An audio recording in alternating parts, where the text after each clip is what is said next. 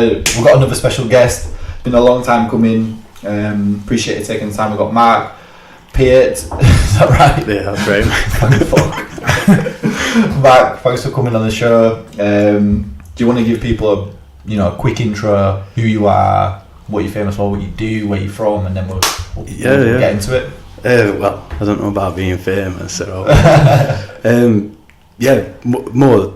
more than likely most people know me from TV show SAS 2 Days Wins. Well, I was fortunate enough to pass the condensed version of selection, so that's it. Apart from that, I'm just Yorkshire lad, firefighter. That's about it, mate. Do a bit of running, bit of weights, just bop about. Have you always been an active person? Is that from a young age? Yeah. Because you do an active job. yeah, 100%. I've always preferred being outdoors, running about, doing something. It's just how I've always been.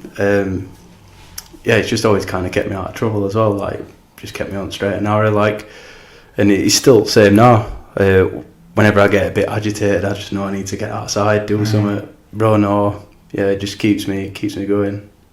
It's weird that, I'm the same. Like, anytime I've got a lot on my mind, it feels like exercise or running just helps come back and get that bliss feeling. Running 100%, mate. I've said it to everyone. Like I said, if I've got a problem, if I go for a run, it might be even 1%, but it's always going to be better. By the time I get back from that run, it'll be always better. Because it just gives you a bit of clarity, a bit of time to think, and it just puts things in perspective. When you get out running, it's just so simple that then suddenly life just becomes a bit simpler. Or that's how I see it, where I just kind of look and I think, it ain't that complicated. You just need a pair of trainers and that's it. Yeah. Do you think it's something that's deep wired into humans that we kind of need to do? Be out there, be active, be outside and be active, because it must be how we survived, really. Yeah, of course it is, mate. Like for me personally, it cries out to me. So I know I need to be outside. So after so long, it's don't matter whether it's raining, snowing, whatever. I just need to get outdoors. And it's proven now, and it's proven that the benefits from being outdoors or from being active is proven. So it's 100% good for you, no matter what scale you do it, whether you're running to shop or walking to shop or running an ultra marathon, or don't matter what you're doing, as long as you're doing something. Yeah, people have come on the podcast and said it before, Will Smith's quoted saying that every problem can be solved by reading or running, and it's more it's kind of a bit of a meditation in a way, right? Is that what you find that you say is to clear your mind? Well, I've actually even tried meditating, mate, and I just cannot do it. I can't get into it. I've tried my hardest. It looks so cool, and everyone does it. I'm I want to have a bit of go. I want to have a go at that, but no, mate, I can't do it. But I could run for 3 hours, just at my pace, just get my head down, and I just disappear. I go on a different world, and you see when you're running, is anything racing through your mind, or is it just clear? I'm running, I'm seeing what's around. Mate, I fix every problem in the world while I'm running, or sometimes I just don't even. I'll get back from running. I think I don't even know what I thought about for last hour. But best one for I give myself I'll set off and I think, I want lottery. What am I going to do with it? And then before I know it, I'm back home and I've spent £70 million. What's the first thing you buy? Oh mate, first thing I always say, I'm right. First thing I do is I just go straight on a world cruise or something like that. Just disappear for a 12-month and just figure out where I love in the world. Yeah, because you're big for adventure, big for going out there and exploring. You see it all over your social medias. What is it about going out there, seeing different things, scaling mountains, getting out there within nature that calls to you? I think there's just so much to see, mate, isn't there? It's quite saddening that I think, I'm not going to be able to see everything. So much, even just where we live, it's beautiful. And when I'm doing stuff, I feel so bad for everyone else. No matter what I'm doing, if I get up early and go for a run, cycle, walk, I'm up and I'm thinking, there's people sat at home just watching TV, people with the kids, people, and you think, this is here, it's free. It's I needed to make a sandwich and bring a flask and that's it. It's cost nothing, and I just want to show everyone it. I just think, we could show them this, because then they'd go and do it themselves. And I think that's one of the only things I really want to put out there is just to encourage people to go outdoors, because it's surprising how many people are actually scared. They think that they can't do things, they think they can't walk, or they can't, because they never do it. Yeah, so that's the only thing I really want to get out there. It's just to like show people that you can do it. You know, it don't cost a fortune. You don't need to be massively fit. Just, you know, you've just got to plan it, and that's it. Mm-hmm. What is it about that you've always loved? Like, apart from it being free, like, what's the, like, do you see benefits, or is it, what is it that's, I think it's quality? Just like simplicity of it. Same as running. It's just, you know, it's back to basics. It's like, you know, none of it, you like disconnect from everything. I think we're so connected now, like through social media, like internet, everyone, any question you've got, you can find out in an instant. And we've kind of lost as way, I feel, a little bit. Like, it's weird, it's like we're connected, but we're so like disconnected from each other. It's like, I know everything that my mates are doing, and I ain't seen someone for 12 months, but I know everything that they've done. And you think, how's that like social? That's like anti-social, innit, surely? You know, and people come up to me and they'll go, oh, like, you've been doing this, that and other, and I think, man, I ain't seen you for like 6 months, how'd you know that? And you think, oh, it's just social media. So they're sat there just watching what I'm doing, or what I'll sit there and watch what other people are doing, but yeah, I never like talk to them about it. I never ask them how they're getting on.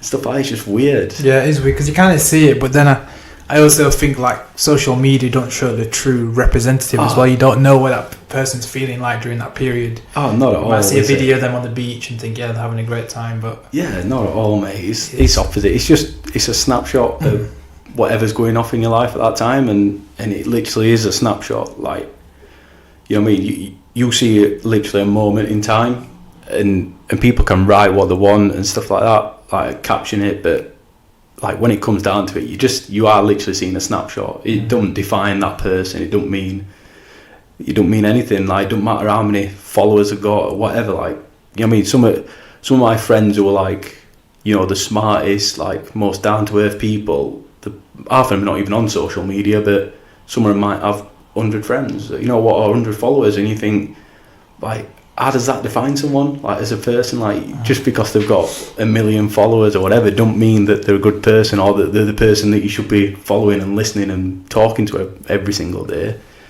Like, you know, I don't even know 100 people, so I definitely ain't got 100 friends, you know what I mean? So, you know, that's something that always comes up on the podcast, and you must have seen it more so than ever, like, after you'd finished the show, like, kind of, your following must have kind of spiked, and you must have had people, even companies, then reaching out like, oh, do you want to sell this for us? Well, I never even had social media before it, so I kind of like, you know, I got not pushed, but I got, you know, told that maybe where to go and stuff like that to like keep into contact with people. So it was quite overwhelming for me at first. Like, I properly didn't really know like how to deal with it at first. And you know, on grand scale of things, mine's like minute compared to like the exposure some people get. But it was never the intention for me. Like, I never went into that show to gather any kind of following, or I didn't even know the exact reason why I went on the show. You know what I mean? There wasn't a purpose as such for me. But it was like 100% I never even thought about like social media and stuff like that. You know, it never even crossed my mind. So yeah, it's strange, mate. It's so strange. It's such a strange world to be involved in now. But it has its benefits as well. You know what I mean? There's so many good things put like your guys out there on it, and you know, there's so many good things as well. I just think there's a lot of vulnerable people on social media. So I just think you've got to be really, really careful what you do and what you say and stuff like that. Yeah, I think there's a lot of vulnerable people out there. Yeah. Do you feel a responsibility that you have? Yeah. You know, some way, shape or form, like you know, what I think, I looked just before we turned the mic, it's like 40 plus thousand people follow you. Yeah. So do you feel responsible for what you put out there? Yeah, 100%, mate. Yeah. Like I said, these some vulnerable people out there, and they do like look to you for a bit of direction or a bit of advice and stuff like that. And I think, I just think you've got to be careful what you do and what you say and what you put out there, and that's where we go back to what we were saying before. It is a snapshot. Like, that is not my life. Like, people look at that and think, oh, you're everywhere, you're doing all these things, you know, and then you're balancing being a firefighter at the same side, which I don't really post much about that side of it. So it is. I think you've just got to be really careful with it. And I found myself where it's like automatically I pick my phone up and I look at it and I think, what on earth am I doing? Like, and that's when I need to get out, like just get away, you know, and just put it down, disconnect. And I did Kilimanjaro like end of last year, and there was like no phone signal, nothing for like 7 or 8 days, and it was like the best thing ever. And I can remember like afterwards coming back and you like feel anxious picking your phone up, thinking, and you like I probably had about 5 messages or something, but you know there's nothing on it, but you feel like anxious. You think, oh god, like what's going to have happened, who's going to have messaged me? And you think, what on earth are we feeling like that for over a stupid phone, you know what I mean? And like I say, I think some of the people who've cracked it are these ones that are just not involved in any of it, you know, they're the ones that know what they're doing. It's crazy that, the devices, like even if you leave the house without it, you start tapping your pockets, you're like, I need to go back. It's yeah, do you know what, I've seen it on someone's, I can't remember where I heard it or read it or whatever, but someone said like if phones were like cigarettes, they'd have been banned now, because everyone's fucking addicted. The whole world's addicted to phones. And it's kind of mad, like there's no like policing of it. There's no regulations, or it is there. Whereas like if you look back to like when alcohol first came out, and then suddenly everyone went mental into like just getting like leathered every day. So then they suddenly went, right, we're banning it. Like no more, nobody's drinking alcohol until we can put like regulations in place to like govern it properly. And I feel like social media and stuff's going the same way. Like it's just going a bit out of control now, and I feel like it might end up coming to like an head where they go, right, let's just ban it completely until we can figure out how to police it. Because, like I said, there's a lot of vulnerable people out there, and I think there's a lot of people that take advantage of it, and yeah, it's just everywhere. Like, you know what I mean? Amount of people. Like I said, it was something I wasn't really aware of that much. I knew it was there, social media, you know, and I knew that like everyone talked about like, you know, these like influencers and all this crap. And I knew it was there, but at the same time, like I was not exposed to it that much. So, like to see it now, like firsthand, it's just so weird that you've got like, you know, these people that are essentially like famous for like, and you wouldn't know, nobody would know who they were. It's just that they're famous for just living a life or whatever, or living this like Instagram life, and it's just. Yeah, there's no meaning, substance behind. It's quite worrying, isn't it? I just feel sorry sometimes. It makes you feel a bit sick, doesn't it? You see people trying to take pictures. Like I seen someone in the park the other day with their kid, and I was like, "Why is that kid up a tree?" No joke. Like, this is a fact. Like if people live in Pudsey, they'll definitely know this girl. I don't want to be harsh, like it's like a school kid, but her mum's got her up a tree taking pictures of her, and I think maybe just fucking play in the park. Like remember when we were kids, all we wanted to do is like smash a football around. All I wanted to do was get in from school, get changed as fast as possible, and go smash my football against this garage. And I literally had no worries then. And now it'd be like, get my phone. I need to get home and be on my phone and We've had school teachers on, haven't we? There'll be an epidemic soon with kids, man. It's not good. It's not good. This is all, is it? Like I've got like nieces and nephews, mate, and first thing they do when they walk through the door is like they've not even lift their head up, they're already on the phone, like, and they'll be like FaceTiming their friends, and they'll just literally sit there and put the phone down and just like doing whatever they're doing, and I'm like, what are you doing? And she's like, oh, I'm just like chatting to my mate. I'm like, go out and play, like, you know, you're 12-year-olds, like you should be literally running in, throwing your bag down, grabbing a sandwich and running out. And I don't know if it's just being a bit like old-fashioned or what, but I don't know. I feel so sorry for him. I'm just thinking, you know what, I'm glad none of that were around, because there must be so much pressure on kids now, like social media and bullying and stuff like that goes off on it. It's like, that's like one of the things that I did notice was, I think people don't think that you're real when, you know, when they look at you on social media. I feel like they're allowed to say anything they want about you. It's like as if you're not actually there, you're not seeing it, so they can, you know, ridicule you or put whatever they want. And it's just a bit strange. And these people, like sound people, you know, like probably just the most normal people ever, but I think they like look at things and they think I can write whatever I want because they'll never see it, or they'll, you know, I just don't think they class some people as people, You know what I mean? Yeah, Does that make sense? Absolutely. We always say, we had Mark DeCasey on, who's like a UFC fighter, and he was saying some of the messages that he gets, people sending him messages telling him he doesn't know how to kick and calling him out, and it's like, really, like, this guy would murder you in real life, kill you. Yeah. It's mad. And have you experienced that directly? Not in any way. Not in a negative way at all. Like not in that way. Like, to be fair, like, people have been so positive towards me. Like, yeah, it's been really, really good. But just in general, I think people can just write stuff, and you think you do realise I can see this. Like, it's I don't know. It's just a bit surreal sometimes, a bit strange.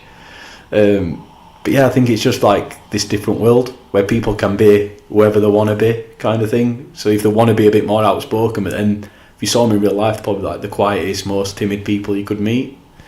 And that's the side of it, what I think it scares you with, like, the younger people, that you think, you know, that people can do and say whatever they want on social media and then walk away, and then the other person's got to deal with it, you know what I mean? And you don't know what's going off in their life.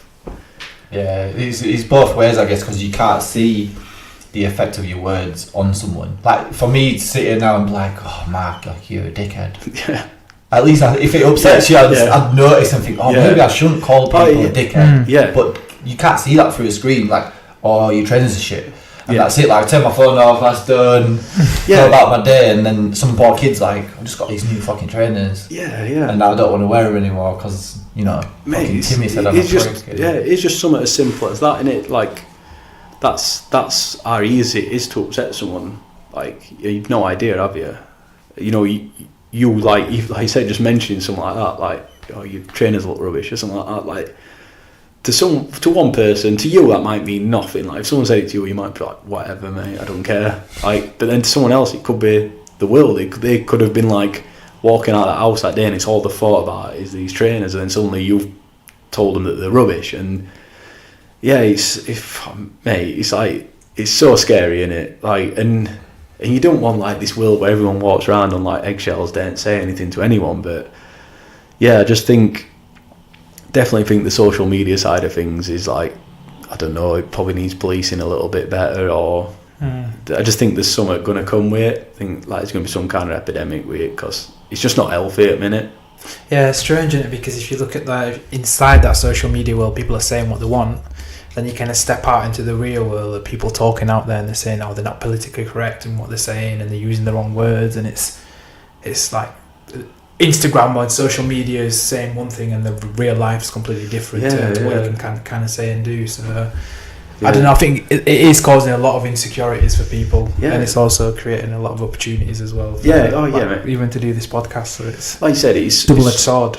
It is such a useful tool, isn't it? It's like, you know, it's like now it's the biggest platform, isn't it?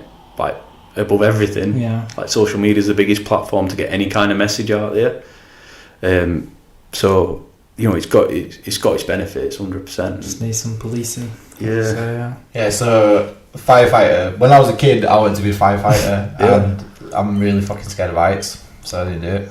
Alright? And maybe I would have got in or whatever, but what made you want to be a firefighter? Oh, mate, I'm quite, like, sad with it. Like, it's literally all I ever wanted to do. From being a kid, like, that's literally all I wanted to do, would be in fire service. And I feel, like, so lucky that I get to do it. Like, honestly, I do. You know, it took me quite a while, like, you know, I had to join military, and I kind of went that way because there'd been, like, quite a big recruitment hole everywhere in the country. But yeah, I love it, mate. I'm one of them sad people that, like, enjoys going to work, you know what I mean? I don't, like, cartwheel out of bed every day. You know what I mean? There's days where I think, God, I could do without this, but, you know, it's just, mate, it's the best job in the world, like, honestly. And yeah, I just feel so lucky. Like, I know I'm never going to be a millionaire, but I think there's more to life than just that. I think the big things, like, you know what I mean? I'm going to be doing a job now until I'm, like, 60 minimum, might be 70 or whatever. But you think, if you're going to spend, like, majority of your life doing something, make it something that you enjoy doing. Like, you know what I mean? Like, I know people, mate, that are earning a lot more money than I'll probably ever earn in my life, but they're so unhappy. It's, like, unbelievable, and it's so damaging. You just think, what on earth are you doing? Like, it's not, you know, having that car, that house, whatever. It don't mean everything. You know what I mean, do something that you enjoy doing, like, you know, have a purpose, give something back or whatever. But yeah, and I've had them jobs, mate. You know, as a kid, I had them jobs where like proper zombie, gonna work every day, and I'm like, I fucking hate this. Like, this cannot be my life for the rest of my life. And you see people working there that in the 40s or whatever, and they're same, just miserable, going every day, hating life, and yeah, and you just think you've got to do something that you enjoy doing. Don't matter, like, you know, if money's that important to you, then yeah, go after money. But to me, it's doing something that you enjoy doing, and not having that, like, that feeling of dread when you wake up in the morning that you've got work or whatever, or feeling anxious or feeling nervous about going to work, or under pressure. Like, you know, like at times it can be a stressful job depending on what we're doing, but majority of the time, mate, it's fairly relaxed, and yeah, I love it, mate. I won't want to do anything else. Like, and same way, what happened in the programme and stuff, like, you get opportunities that come up, and I probably could have veered off in a bit of a different direction, but it's like, it's not my passion. It's not, you know what I mean, my passion definitely lies with fire service, and yeah, I love it, mate. That's actually so sick to hear, man. Like, you literally come out and said, it's so rare for people to find that purpose. Like, we've sat and talked with Neil from King Cobra, the first person that really, not drilled it into us, but explained something like that about purpose in a way that resonated with us, and we felt, you know what, that's actually the thing. Like, if you have a purpose every day, you're striving towards something, no matter what it is, yeah, that's gonna be way better for your mind and for your life, and just for your overall mood, really. Yeah, 100%, mate. And like I said, I honestly, I think I've had some of the worst jobs in the world, but like, when I was doing them, it felt like that. And you are trapped, like, you're stuck in a rut, and people talk about a leap of faith, like it's this big, like, heroic thing, like this, it's going to be brilliant, you know, like a leap of faith, it's amazing and all this, and it's definitely not, mate. It's petrifying. Like, if I said to someone, "Nah, quit your job, go get a job that you enjoy doing," that'd be like petrifying. That in, like, a leap of faith in something that's like, everyone makes it hard, so it's like this amazing thing, and you think, it ain't, mate. People that take a leap of faith are like some of the strongest people I know, because, you know, I mean, they're taking a massive risk, but you've got to, I don't know, you've got to prioritise it, mate, and you've got to take that risk and do it. And like I said, I had to do it with military. I was definitely stuck in a rut. And like I said, all I wanted to do was be in fire service. I kept looking for, like, when there'd be opening recruitments and stuff like that, and it was just never happening. And I'd always kind of fancied military to a certain degree, or always quite that way inclined. And yeah, I just went to a careers office, and I said I wanted to be in fire service, and one of my friends were in Navy, and he says, "Oh, we have firemen in Navy." So I went to careers office, said, "Oh, I want to join Navy, I want to be a fireman." And this guy was like, "Yeah, we don't have firemen in Navy, but we do it in RAF. Go and sit over there at that desk." So then that were it, and now I just, you know, lucky enough to get in, and I spent 5 years in RAF, and I look back at it now, and it was like some of the best times of my life. You know what I mean? I learned so much, and when I look back now, it's such a short period of time, but like, you know, what you're subjected to over that time, it just changes you, especially as a young man. I went in at 21-year-old, and I honestly thought, like, I knew everything. Like, I just thought, I'm a man, know what I'm doing. And I look back now and I think, Jesus Christ, you did not have a clue what you were doing. And even now, mate, I look now and I think, like, every time I'm just learning more about myself, and every time I look back, I think, Jesus, like, you're like so blinkered to everything. And I think that's what comes from, like, making yourself uncomfortable. Like, I definitely think, like, there's a piece in that you just learn so much more about yourself. Like, you know, like what they say, you never really know much about yourself unless you've been in a fight. And I think that's not like as in a fist fight, it just means in any kind of fight. If you've never been exposed to pain, or to have to, like, actually work for something, then that's when you actually start learning about yourself.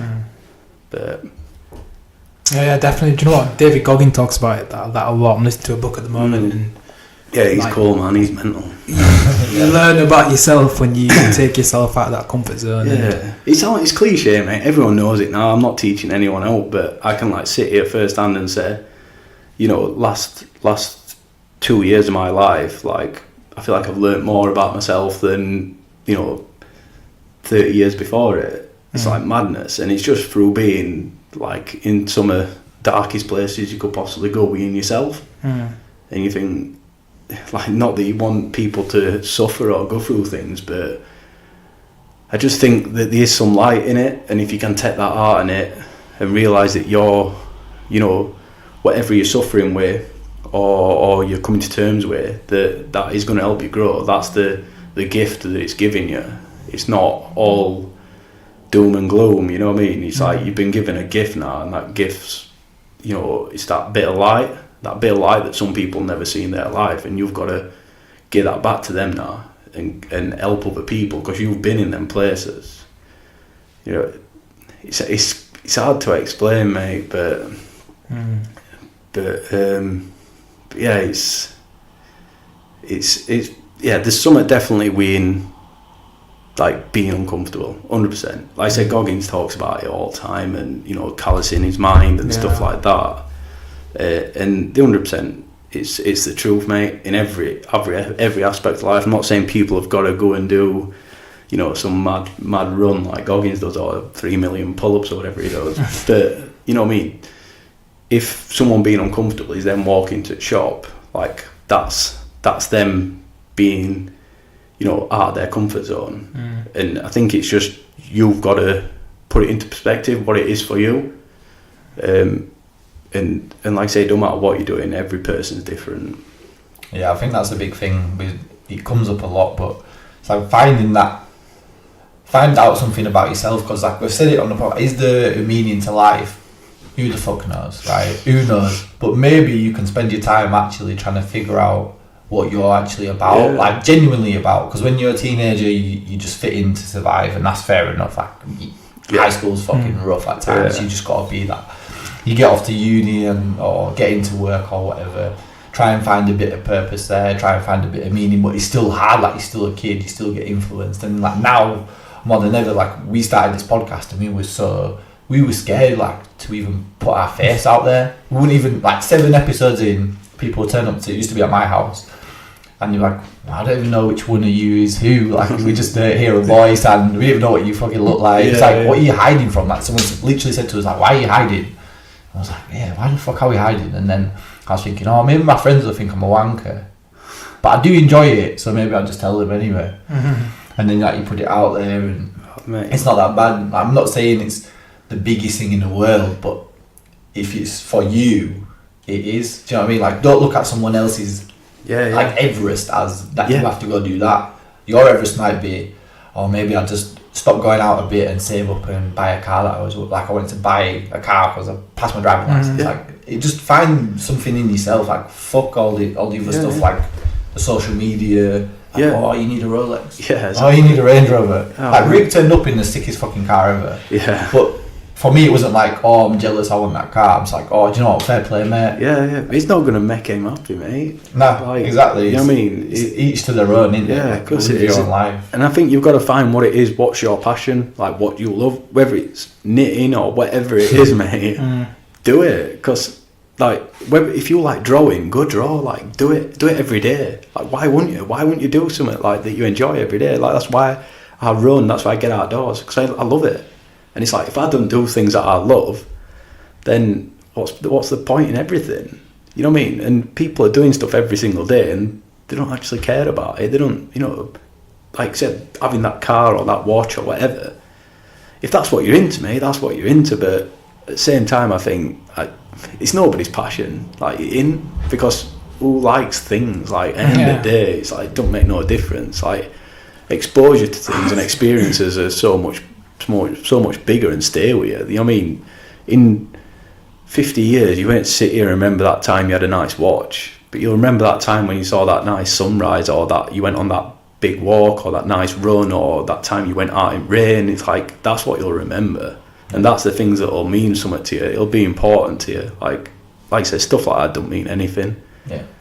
But But I can guarantee as well, like you guys doing this, you talk about, you know, being scared of exposing yourself or what people think of you, but I can guarantee that half your mates have come up to you and said, that what you talked about over there, like, you know, that I suffer with that, or I deal with this, or I deal, you know, 100%, mate. And they'd never tell you in a million years. Exactly. Do you know, we were joking about Sunday League football before we started, right? Yeah. And all the lads know I do the podcast there. And one day, like, a guy came in, he's like 40, he's called Keith. I think he does listen to the podcast, well, he definitely does. And I think it was Luke Ambler that was on. It was Luke's thing, and he turned up late, and everyone was like, "Why the fuck are you late?" So I was sat in my car watching Cardi's podcast, and I was like, "What the fuck are you joking?" He's like, "That guy's sick," and I was like, "Do you know what? You look at a load of lads at Sunday Leagues, like no way they talk about like mental health and all that stuff. It's like, it's fucking great. What are you talking about? Like I love that." And I was like, "Do you know what? That's sick. Like I don't do it for that. I do it to just learn from like people like you. People have more experience or different experiences to me. Yeah, that's the only reason why we really do it." And I was, do you know what? My mind works in funny ways, and when you were talking just then, I was thinking, fuck me, yeah, how shit would this podcast be if people just come on and told us about all the stuff they bought? Like, it'd be so long. Like, oh, what did you do? I do what? I've got this watch. Like, I've got to fill an hour with it. It'd be so boring. It'd be the worst podcast on earth. Yeah, but that is important to some people. For some reason, it is. And mate, we all like nice things. We do. Like, you know what I mean? Everyone wants a nicer house or a nice car or whatever, but it's not worth wasting all like every bit of energy you've got to try and get them things, because ultimately at the end of it, like, you know what I mean, you see it with like Robin Williams and all them people. It's like, you know, there's people out here that have lived, you know, a million lives better than we'll ever live, you know, and they're still not happy, you know. So it proves to you that will not make you happy. It won't, 100%. Do you know, from that need, that's even speaking from my own experience, like underneath that wanting a car, wanting the watch or whatever it is, it's people craving a need for attention or to be liked, to be spoken to, just a nice word, you know. But then people think I need to get this stuff for people to feel like that towards me. It's just society we live in as well, isn't it? There's so much pressure now, like, especially I think coming from like up north and from these like smaller villages where, you know, if by 30-year-old you're not married, got your own house, got your job that you should have, you know, got a kid, whatever, then you're not doing well at life, kind of thing, or you're a bit weird or whatever. You know, if you're 30-year-old and you're single, it's like, so weird. Do you not want to settle down? But if you went into the city, if you went into London, and if you met someone that's 30-year-old that's got their own house, married, got a kid, whatever, in job that they love doing, I'd be surprised, mate, if you could find someone. You know what I mean? And it's just because up here, like, society is telling us we need to have all these things in place if we want to be happy. So like from the minute you leave school, it's like that's your objective, innit, is to do all these things. And and I just think it's you've got to sometimes try and think outside of it. Like one of my mates moved to Australia, and he's like 33-year-old, single, you know, he's a bricklayer, like, but he's enjoying himself, mate. He loves life, and he would want it, lads, honestly. He went pub like Thursday, Friday, Saturday, Sunday. Like, and I can when he went away, and I thought, this guy's like, he'll be back in like 2 weeks. You know what I mean? He'll just want cracking in pub with lads.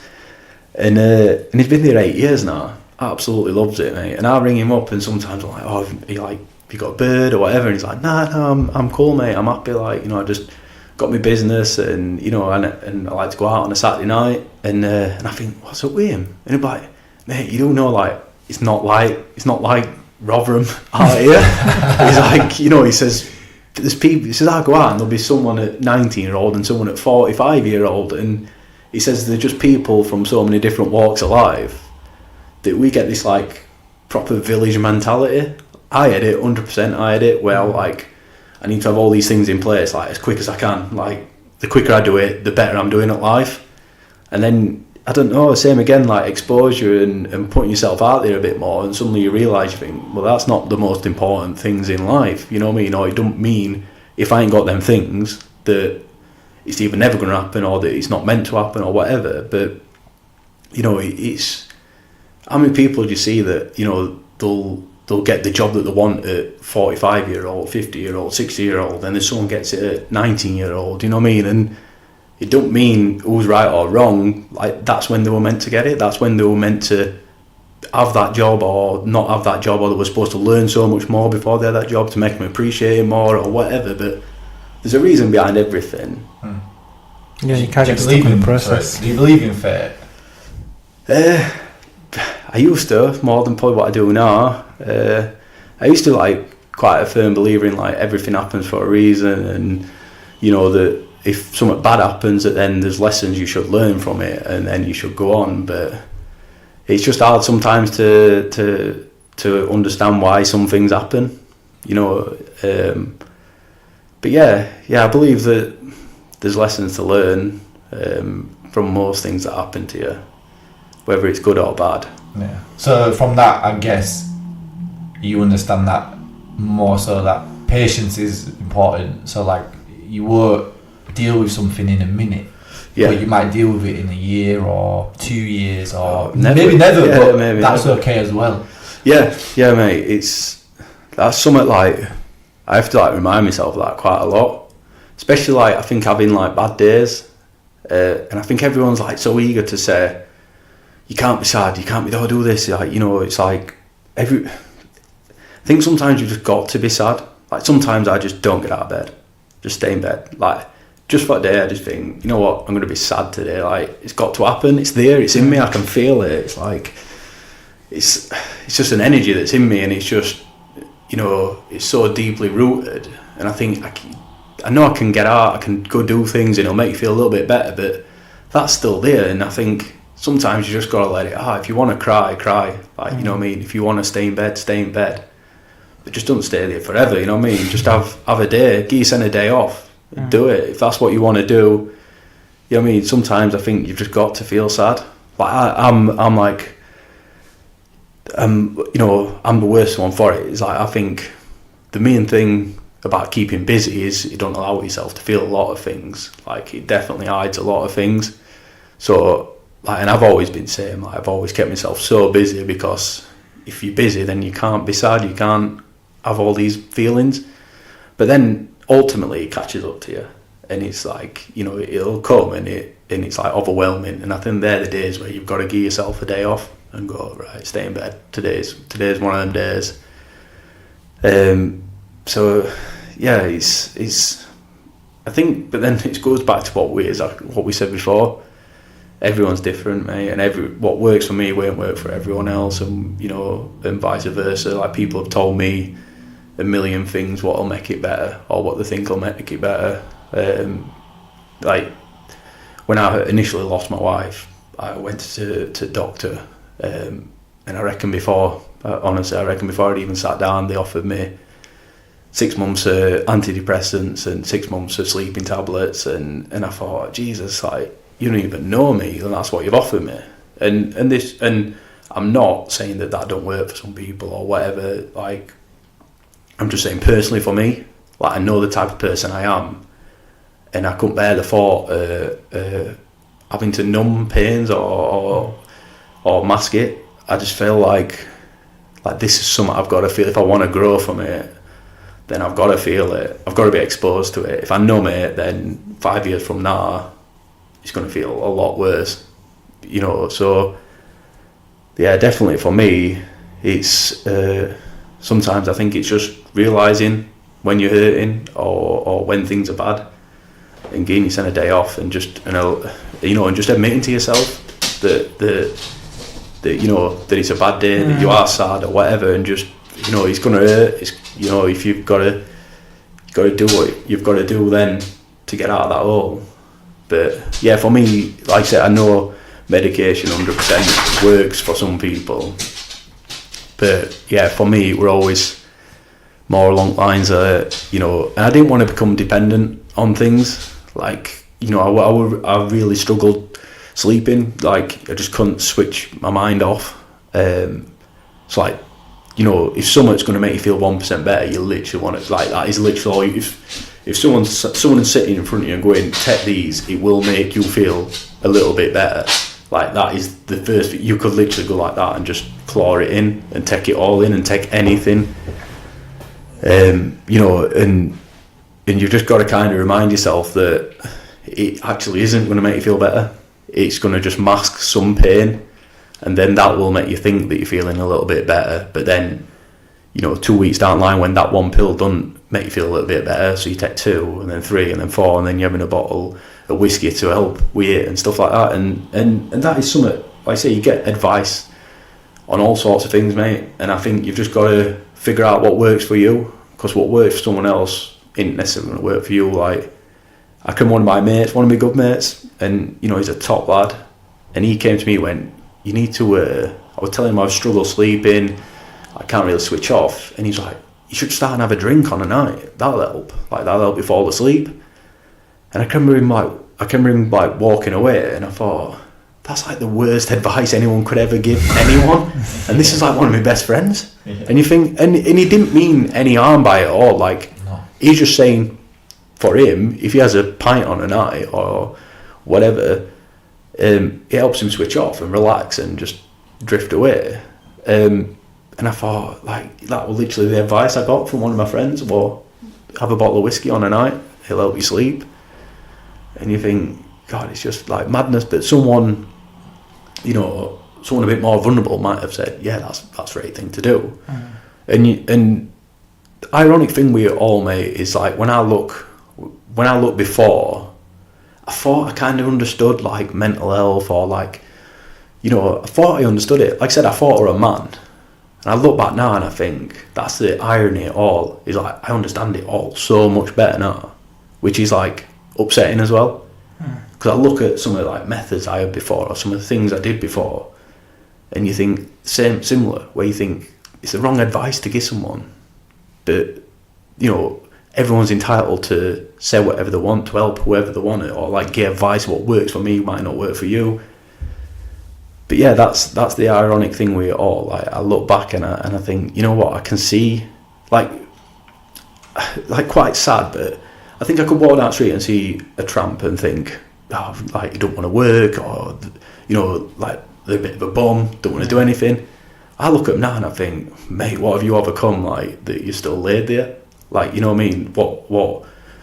What addictions and demons and everything have you got that you've been trying to hide whatever it is that's going off in you that's led you to this place?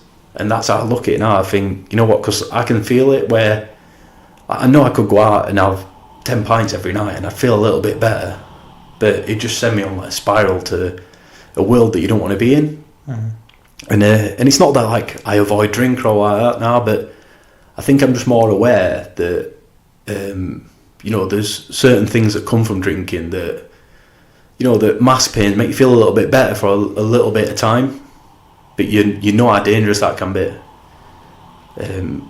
Yeah, and I think that way, like I said, that initial day when I walked in and like I said, I were offered sleeping tablets and antidepressants and all these things, and like I said, it took literally, I think, every ounce of like my strength to turn around and say, no, I don't want them. Like, and I think the doctor was like just as shocked, you know, that I won't actually want him, because I think the thing is now, I think it's so easy for people to go out there and go, been at work, I'm feeling a bit, you know, not feeling brilliant, and it's like, right, there you go, next, you know, and it does feel a bit like that, like you're on a conveyor belt, like being pushed through. It's like, right, we don't understand like what's going off completely, but we can give something to kind of mask it a little bit. And I just think, yeah, that's why stuff like this is so good, because it's real. You know what I mean? And like I said, I've talked to some people that like probably know everything to do with mental health, and like I said, I don't sit here for 1 minute and try to say that I even know an ounce about it, but I know what I'm going through and I know what I do to deal with my things, and I just don't think there's enough access to people for like real stuff like this. Like, this will help people so much more, like listening to you guys, just real chat, talk about real things. You know, than sit in front of someone that can tell them, you know, they can tell them a million reasons what this book tells them, why they feel like they feel, or what they should be doing. But ultimately, it don't make any difference. People, like, I know for me, I get more from talking to people that have gone through similar things of what I've gone through, 100% I do, than sit to someone who's a professional and can tell me 10,000 reasons why I feel like I feel. You know what I mean? Like, that's, like, anyone can say that. Like, I know why I feel like I feel. Yeah. That's do you know what, it's kind of crazy. I've never been to a doctor and been in that position, but I think like the way you describe it, it makes perfect sense to think, well, you know, you're just getting pigeonholed into, right, you come in, this sounds like this from this book, and put you there. But you've lived, like, I don't know how old you are when you went there, say 30, say 28, whatever. You've lived for 28 years, so you have 28 years of experiences. Next guy, 28 years of experience, is totally different. Yeah. You both tick 3 boxes in this guy's book, and they say, here's some meds and some sleeping tablets. Yeah. It's like fitting a square peg in a round hole. Yeah. And for that other guy, that might work perfect. Like, exactly. Them having a good night's sleep might go right bang, like they're on it now, like they know what they're doing. But everyone's different, mate. Everyone's wired up totally different. How do you go about finding out more about yourself? I think it's what we're saying, mate, is like challenging myself. Like, especially with the show, like there's so many things I did while I was there. Not that I didn't believe I couldn't do them, but you actually got to do it. You know what I mean? You put yourself like in a place where you're so uncomfortable, and then suddenly, you know, you do one activity, and you'd be absolutely like hanging out, you know, like to the point where I steamed into everything was my cup final, and I just went in, and it was a bit stupid really, but I just thought, you know what, whatever I'm doing, I'm giving it everything I've got. And I come out at the end of one thing, and I'd be like, literally, like, I thought I've blown a gasket here, like I'm done, I'm spent. And then you get pushed straight into another thing, and suddenly you do it, and you think, have I just done that? Then you do another thing. And then that's when you like realise after, you think, you know what, like, I'd have stopped, like if I were at home, I'd have stopped at that, like that'd have been enough for me. And then you think, but yeah, I did all these other things on top of it. And like I said, I think it's that exposure that, like, putting yourself out there, like, and doing things that you've, not that you necessarily don't know you can do or you can't do, but actually experiencing it and doing it, making yourself uncomfortable. Like I say, I've done it before where I've gone out on a run and I thought, right, I'm going to do a 10-mile run today. And I've like literally not been bothered at all. And I just thought, you know what, I cannot be arsed with this today. I've set off, it's like, this is horrendous. And I've got to ender it. And I've just gone and done another 10 mile. And I thought, you know what, like there's something to learn from this. Like I'm moaning about doing 10 miles. And then I'll go and do another 10 miles. I've done 20 miles and it's been horrific. Like, I've hated every bit of it. But then after, when I sit down, I think, I was ready to quit after like 1 mile. And I did another 19 mile after that. So like, it shows you how much stronger your mind is. Like, you know, that you're ready to quit so much earlier. And even on top of that, mate, if someone had a gun to my head, I'd probably done another 20 mile on top of it. You know what I mean? And you think, we restrict ourselves so much, but unless you actually push yourself a bit outside that comfort zone and make yourself do things that you don't particularly want to do, or if you're not really feeling up to it, that's when you actually grow. That little bit, honestly, for me it is, that's when I grow 100%. I come back and, like I said, I come back from Chile and I felt like I knew a million things about myself. I'd only been gone for 11 days, 12 days. And you think, I've had years and years of experience or whatever. But yeah, 11 days, how can I learn so much about myself? And it was just because, for the entire thing, everything was out of my control. I were always uncomfortable, you're always on edge. You know, you think that's where you're growing, you're learning how you deal with yourself. You're in a fight, you know what I mean? You're learning. If someone punches you in the face, you've no idea how you're going to react. Like, everyone sits there in the pub and goes, oh, if he punch me in the face, I'll punch him back, then I kick him, then I do it. And you're like, alright, man, like, if I punch you in the face and your ass would fall out, you know what I mean? And you literally, mate, like I say, you've got no idea how you react to things, so you've got to expose yourself to things. You know what I mean? Like I said, we can all sit here and say what we would do and we wouldn't do, and like, we're all professionals at everything when we're sat on a sofa watching it. But when you're actually doing things, that's when you realise what you're actually made of. Are you going to fight or are you going to flee? How important is it? Going on to that, is you had that conversation with yourself on mile 1 on a run that doesn't even matter, right? If you walk out, like you say, off a list, no one's gonna know. No one cares. Exactly, no one cares. And that's kind of the point that comes up on the podcast a lot, is you need to do stuff for you. Like, it sounds so selfish, but stuff like that, that's only for you. Like, you finishing that run is only for you. If you go off and tell your mates, like, oh, I went on a 10-mile run and I nearly didn't do it, they'd be like, right? so why are you telling me? Yeah. So you got to go out and do stuff that makes you, you know, have those little awkward. I remember I got on the treadmill the other day, right? It's a shit story. It'd be one of those like, yeah, why do I care? I got on the treadmill and my earphones were electric, like, fuck Apple, because it was like electrocuting my neck. They must be old as shit, right? And I was like, fuck, I've set this to 60 minutes and now I've got to take my headphones out. And I'm like, and then I had this conversation like, should I just bin this on? Or do I stick it out? The most boring. But I was having a conversation with myself, whatever. But I was like, do you know what? I got off that treadmill. I was like, do you know what, James? Fucking fair play. Yeah. Because you really could have fucked that off because it's so boring. Yeah, 100%. It's funny, isn't it? But it's kind of true. Like. That's Goggins as well, isn't it? Goggins never trains with music, and he's like adamant that he's like, when you're in like that darkest place, like music couldn't make any difference. So if he trains constantly out in music, then he's already stronger than everyone else. Like I said, that guy's nails, mate, honestly. But like, it's a bit sadistic, like what he does. I'm not saying to everyone like, you know, go and make yourself like the most uncomfortable you could ever be. But like I said, put it into perspective. Like what is it, that thing that you want to do but you're not doing it, and why aren't you doing it? Yeah, do you know what? I had a quote the other day, and it was a lot of people's problems are around the fact that they just can't sit on their own and be on their own and be with their own thoughts. Like they have to be like constantly distracted and doing something or being scrolling through the phone. And it kind of boils down to what you were saying earlier. Like you have to just go off and understand what you need to be doing with yourself and focus find purpose. Find that purpose. Yeah, don't matter what it is, does it? As long as, like I said, I think that's the biggest thing is everyone's gone towards like what they think they should be doing than what they actually should be doing, and it's up to them, innit? Like you said, I think definitely through school is you're literally trying to just fit in, aren't you? So you spend 15, 16 years of your life, maybe even longer, just trying to fit in.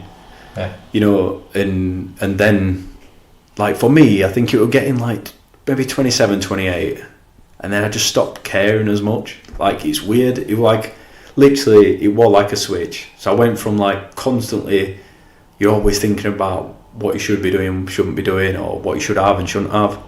Then I got to like 27, 28, and I was just suddenly like I've still got all them things, but there's a bit of a switch that just suddenly goes, not actually that bothered what they think about me anymore. You know, if they think I'm a tit, then whatever, probably am. But you know, and that'd definitely be some advice I'd say to like younger people or whatever. But you know, things do change as you get older. Like 100%, it becomes a bit clearer, and I think that gives you time then to realise what you actually like doing.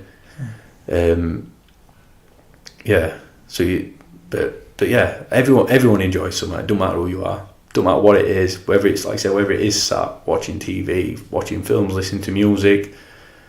Everyone enjoys doing something, and I think you've just got to find it and then find a better way to enjoy it.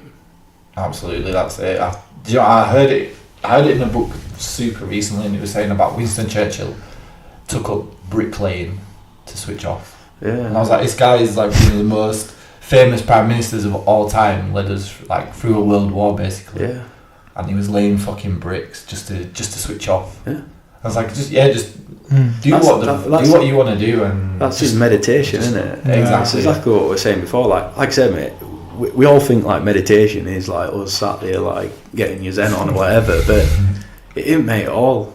Like I think it's finding something that you can do mindlessly. Or that helps you like just relax, it takes you down like a notch. And I think it don't matter what it is, like whether it's playing football on a Sunday or whatever. It's you know, I think we like label meditation now that it's like sitting in a yoga class with someone with symbols or whatever and incense, and I definitely don't think it is that. Like I say, I know for me 100% being outside doing something like I said, running, probably more endurance stuff, that is meditative for me, 100%. Like I said, there's times I come in and I've spent an hour and I think, I don't even know what I've thought about. And you think, that's a good thing.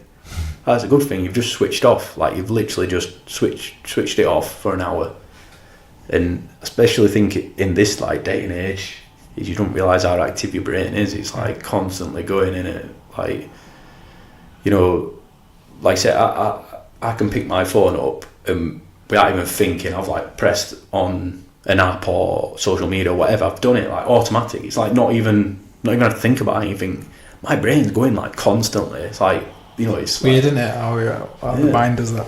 Yeah. I think though, like I read a thing today, like a test, like they're getting people to ring a doorbell, and anyone like of an age like 30 or whatever, like pressed it with a finger, and then if they got a kid to do it, they were doing it with a thumb or one or other. In fact, I think it was other. So like, anyone over were like pressing it with a thumb, and all kids were pressing it with a finger. And you think it's just because that muscle memory, like in their fingers, they're just on stuff, doing stuff more with their fingers. And anyone like of an age like 40 were like fucking thumb. It's kind of mad. Do you know what? I'm conscious of time.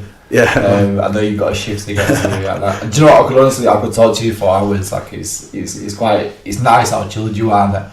I was going to ask you what you would recommend to like your younger self now, like looking back, like what advice you give to yourself, like because we started this podcast to educate our younger selves. So it was like we could have done with people having these conversations. Maybe we say all the time, maybe we wouldn't have fucking listened. We're still like a little knobhead, but maybe you can put it out there and say to people like learn something. And I think there's about a million things I'd say to my younger self. Like honestly, I think one of the biggest things is like, and this sounds a bit shitty, but there's something bad coming to everyone. Like everyone who sits here, and I think there's something bad going to happen at some point. And I don't think we gear ourselves up to deal with it. I think we like ignore it, and nobody wants to think about anything bad that's ever going to happen to them. And I 100% did it. I walk around thinking everything's brilliant, like life's brilliant, it's always going to be brilliant. And then when something bad happens, you've got to figure out then how to deal with it. But yeah, 100% something bad is going to happen to every single person on this planet at some point. So they're going to get some bad news, like it's inevitable. And I think just gear yourself up, like figure out ways and methods that are going to help you deal with it when it does come, and you know, and just make you a bit more stronger minded. But yeah, and it just be like I said, I've not that I ever thought I was a finished product or all like that, but I definitely walked around thinking I'm quite a rounded person. I think I know what my purpose is in life.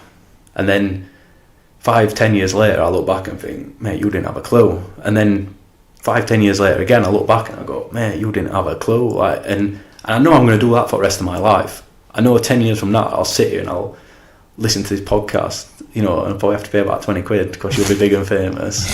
20 quid. and I'll listen to this and I'll think, Jesus, like that kid didn't have a clue what you were talking about. And then 10 years from then I'll look back. So I just think it's being open to know that you're not the finished article. Like you don't know everything. You don't, you know, you might be the cleverest person in the world, but you don't know anything. You know, you're going to learn it, and it's a journey, you know.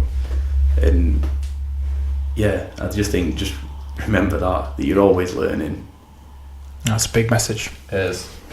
Big. Sick, man. If people want to find you, they want to check you out, find out what you're doing, they want to go on your social media, where can they head to for that?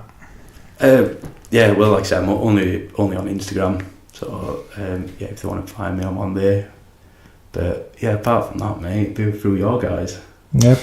Well, we'll post a link to your Instagram on the podcast, and really appreciate you coming in, sharing that message with us, and I really enjoyed